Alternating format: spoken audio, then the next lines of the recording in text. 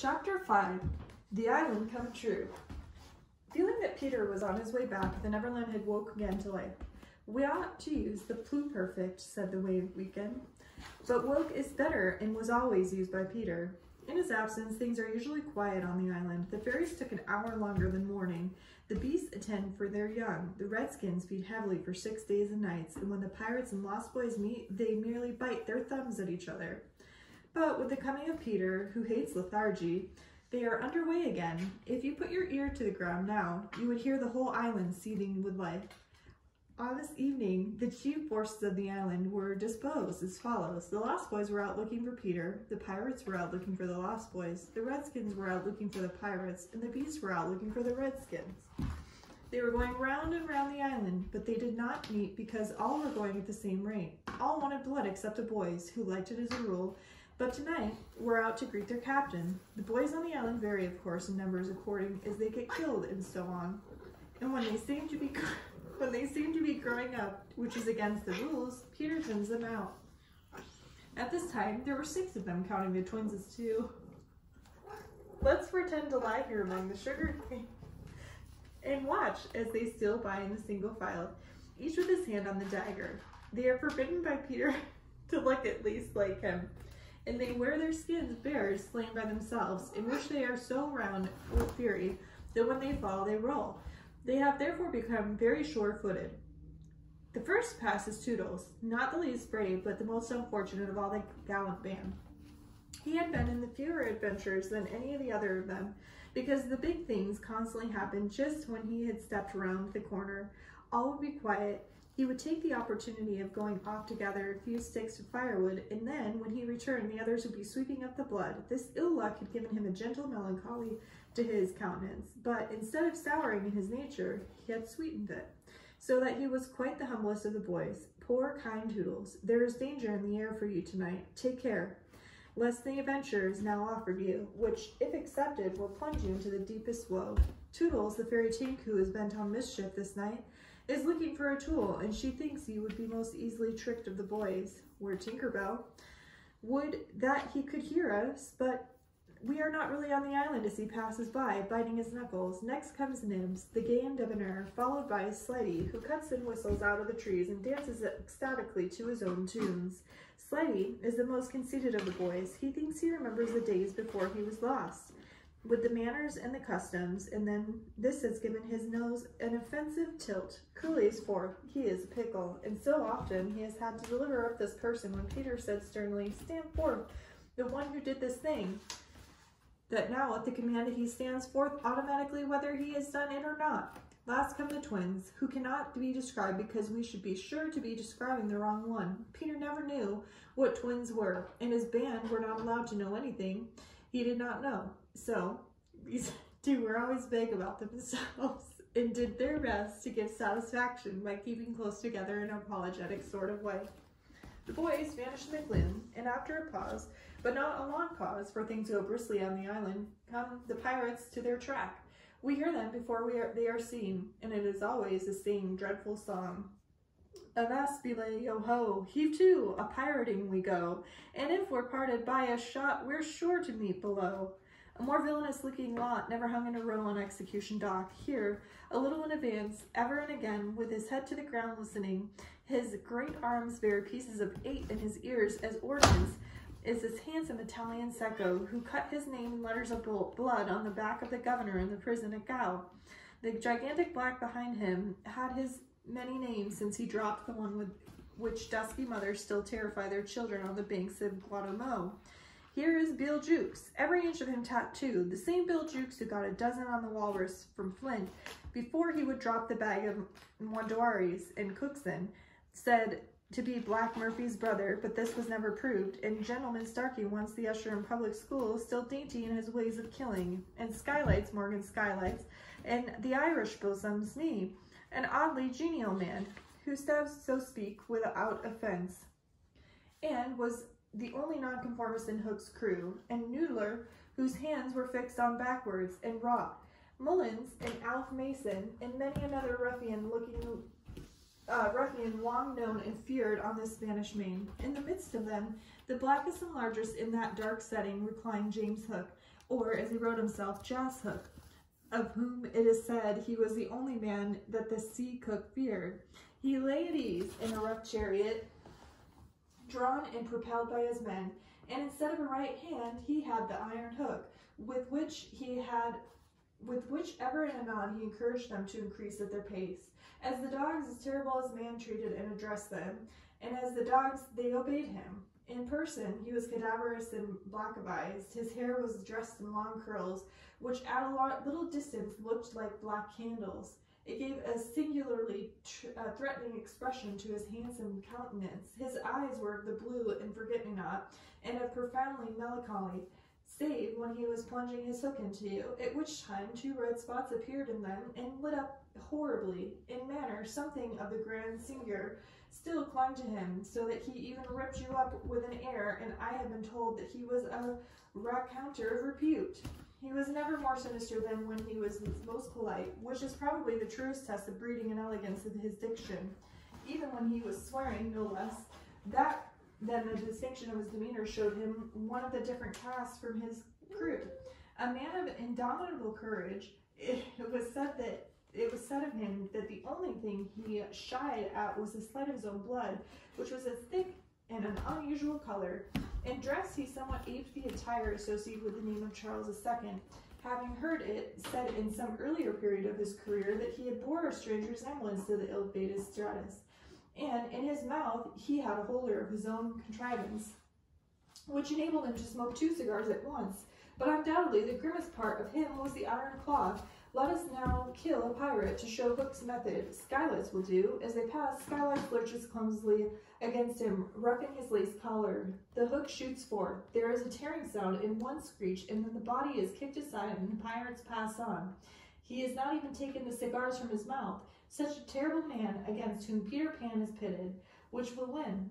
On the trail of the pirates, stealing noiselessly down the warpath, which is not visible to inexperienced eyes, came the Redskins, every one of them with his eyes peeled. They carried tomahawks and knives, and their naked bodies gleamed with paint and oil. Strung around them are scalps of boys as well as pirates, for these are the Piccaninny tribe, and not to be confused with the softer-hearted Delawares or the Hurons. In the van, on all fours, is great big little Panther, a brave of so many scalps that he in his present position, they somewhat impede his progress. Bringing up the rear, the place of the greatest danger, comes Tiger Lily, proudly erect and princess of her own right. She is the most beautiful of dusky Dianas and the belle of the Pekingese. Coquettish, cold, and onerous by turns, there is not a brave who would not have had the wayward thing to a wife. But she staves off the altar with a hatchet. Observe how they pass over fallen twigs without making the slightest noise. The only sound to be heard is their somewhat heavy breathing. The fact is that they are all a little fatuous now, after a heavy gorging, but this time they will work this off. For the moment, however, it constitutes their chief danger. The Redskins disappear as they have come like shadows, and soon their place is taken by the beasts in a great and motley procession: lions, tigers, bears, and the innumerable smaller savage things that flee from them. For every kind of beast, and more particularly all the man-eaters, lie of cheek, by Jowl and Favored Island. Their tongues are hanging out. They are hungry tonight. When they have passed comes the last figure of all, a gigantic crocodile. We shall see for whom she is looking presently. The crocodile passes, but soon the boys appear again, for the procession, which must continue indefinitely until one of the party stops or changes its pace. Then, quickly, they all be on top of each other. All are keeping a sharp lookout in front, but none suspects the danger, maybe creeping up from behind. This shows how real the island was. The first to fall out of the moving circle was the boys. They flung themselves down on the sward, close to their underground home. I do wish Peter would come back, every one of them said nervously, though in height and still more in breadth. They were all larger than their captain. I am the only one who is not afraid of the pirates, Lighty said, in the tone that prevented him being a general favorite. But perhaps some distant sound disturbed him, for he added hastily, but I wish he would come back and tell us whether he had heard anything more about Cinderella. They talked of Cinderella, and Toodles was confident that his mother must have been very like her. It was only in Peter's absence that they could speak of mothers, and the subject being forbidden by him is silly. All I remember about my mother, Nibs told him, is that she often said to father, "Oh, how I wish I had a checkbook of my own. I do not know what a checkbook is, but I should just love to give my mother one." While they talked, they heard a distant sound. You or I, not being wild things of the woods, would have heard nothing, but they heard it, and it was the grim song, yo ho, a pirate life, the flag, a skull and bones, a merry hour, a heft and rope, and hay for Davy Jones.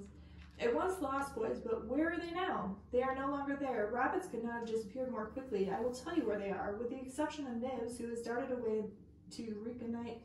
They are already in their home under the ground, a very delightful residence, of which we shall see a good deal presently. But how have they reached it? For there is no entrance to be seen, not so much as a pile of brushwood, which, if removed, would disclose the mouth of a cave. Look closely, however, and you may note that there are 7 large trees, each having its hollow trunk, a hole as large as a boy. These are the 7 entrances to the home under the ground for which Hook has been searching in the vein for many moons. Will he find it tonight? As the pirates advanced, the quick eye of Starkey sighted Nibs disappearing through the wood, and at once his pistol flashed out, but an iron claw gripped his shoulder. "Captain, let go!" he cried, withering. Now, for the first time, we hear the voice of Hook. It was a black voice. "Put back that pistol first," it threatened. It was one of the boys you hate. I could have shot him dead. And the sound would have brought tiger lilies redskins upon us. Do you want to lose your scalp? Shall I after him, Captain? Asked the pathetic Smee, and tickle him with Johnny Corkscrew. Smee had a pleasant names for everything, and the cutlass was Johnny Corkscrew, because he was ringed and it wriggled in the wound. One could mention many lovable traits in Smee. For instance, after killing, it was his spectacles that he wiped instead of his weapon. Johnny, a silent fellow, he reminded Hook. Now, Smee, Hook said darkly. He is only one, and I want mischief all the 7. I scatter and look for them. The pirates disappeared among the trees, and in a moment their captain and Smee were alone.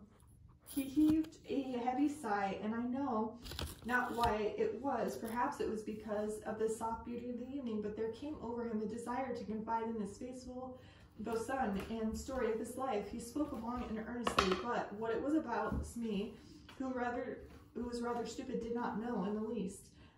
Anon, he caught the word Peter. Most of all, Hook was saying passionately, I want their Captain Peter Pan. 'Twas he cut off my arm. He brandished his hook threateningly. I waited long to shake his hand with this. Oh, I'll tear him. And yet, said Smee, I have often heard you say that Hook was worth a score of hands for combing their hair and other homely uses. Aye, the captain answered. If I was a mother, I would pray to have my children born with this instead of that. And he cast a look of pride upon his iron hand, and one of scorn upon the other. Then, again, he frowned. Peter flung my arm, he said, wincing, to a crocodile that happened to be passing by. I have often, said Smee, noticed you had strange dread of crocodiles. Not of crocodiles, Hook corrected them, but of one crocodile. He lowered his voice. It liked my arm so much, Smee, that it followed me ever since, from sea to sea, from land to land, licking its lips for the rest of me. In a way, said Smee, it's sort of a compliment. I want no such compliments, Hook said petulantly. I want Peter Pan, who first gave the brute its taste for me. He sat down on a large mushroom, and now there was a quiver in his voice. Smee, he said huskily, that crocodile would have had me before this, but by a lucky chance it swallowed a clock which goes tick, tick inside it, and still before it can reach me, I hear the tick and bolt. He laughed, but in a hollow way. Someday, said Smee, the clock will ring out, and then he'll get you. Hook wetted his dry lips. Aye, he said, that's the fear that haunts me. Since sitting down, he had felt curiously warm. Smee, he said, this seat is hot. He jumped up. Odds bobs, hammer and tongs, I'm burning. They examined the mushroom, which was of size and solidity unknown on this mainland, and they tried to pull it up, and it came away at once in their hands, for it had no root. Stranger still, smoke began to once ascend. The pirates looked at each other. A chimney, they both exclaimed. They had indeed discovered a chimney of the home in the underground. It was the custom of the boys to stop it with a mushroom when enemies were in the neighborhood. Not only smoke came out of it, there also came children's voices, for so safe did the boys feel in their hiding place that they were gaily chattering. The pirates listened grimly and replaced the mushroom. They looked around them and noted the holes in the 7 trees. Do you hear them? Say Peter Pan's from home? Smee whispered, fidgeting with Johnny Corkscrew. He nodded. He stood for a long time, lost in his thought, and as the last curdling smile lit his swarthy face, Smee had been waiting for it. I'll rip your plan, Captain, he cried eagerly. To return the ship, Hook replied, slowly through his teeth, and cook a large rich cake of jolly thickness with green sugar on it. There can be but one room below, for there is but one chimney. The silly moles had not the sense to see. They did not need a door apiece. That shows they have no mother. We will leave the cake on the shore and in the mermaid's lagoon. These boys are always swimming about there, playing with the mermaids. They will find the cake, and when they gobble it up, because having no mother, they don't know how dangerous it is to eat rich, damp cake. He burst into laughter, not hollow laughter, but honest laughter. Ah, ha, ha. They will die. Smee had listened with growing admiration. It is the wickedest, prettiest policy ever I heard of, he cried. And in their exultation they danced and sang. Avast belay when I appear, be fear there overtook. Knots left upon your bones when you have shaken claws with cook. They began the verse, but they never finished it, for another sound broke in and stilled them. It was the first of such a tiny sound that a leaf might have fallen out and smothered it, but it came near and was more distinct. Tick, tick, tick, tick. Hook stood shuddering on one foot in the air. The crocodile, he grasped and bounded away, followed by his bowstring. It was indeed the crocodile. It had passed the redskins, who were now on the trail of the other pirates. It oozed on after Hook. Once more the boys emerged into the open. But the dangers of the night were not yet over, for presently Nibs rushed breathless into the mists, pursued by a pack of wolves. The tongues of the pursuers were hanging out. The baying of them was horrible. Save me, cried Nibs, flailing on the ground. But what can we do? What can we do? It was a high compliment of Peter that the dire moment their thoughts turned to him. What would Peter do? They cried simultaneously. Almost in the same breath they added, Peter would look at them through his legs. And then, let us do what Peter would do. It is quite the most successful way of defying wolves, and as one boy they bent and looked through their legs. The next moment in this long one, but victory came quickly, for as the boys advanced upon them in this terrible attitude, the wolves dropped their tails and fled. Now Nibs rose from the ground, and the others thought that his staring eyes still saw wolves, but it was not his wolves he saw. I have seen a wonderfuler thing, he cried as they gathered around him eagerly. A giant white bird. It is flying this way. What kind of bird do you think? I don't know, Nibs said, awestruck, but it looks so weary, and it flies, and it moans. Poor Wendy. Poor Wendy? I remember, said Slidey instantly. There are birds called Wendy. See, it comes, said Curly, pointing to Wendy in the heavens. Wendy was now almost overhead, and they could hear her plaintive cry. But more distinct came the shrill voice of Tinkerbell, the jealous fairy who had now cast off a disguise of friendship, and was darting at her victim from every direction, pinching savagely each time she touched. Hello, Tink, cried the wondering boys. Tink's reply rang out. Peter wants you to shoot down Wendy. It is not in their nature to question what Peter has ordered. Let us do what Peter wishes, cried the simple boys. Quick, bows and arrows. All but Toodles popped down their trees. He had a bow and the arrow with him, and Tink noted it and rubbed her little hands. Quick, Toodles, quick, she screamed. Peter will be so pleased. Toodles excitedly fitted the arrow in his bow. Out of the way, Tink, he shouted, and then he fired, and Wendy fluttered to the ground with an arrow in her breast.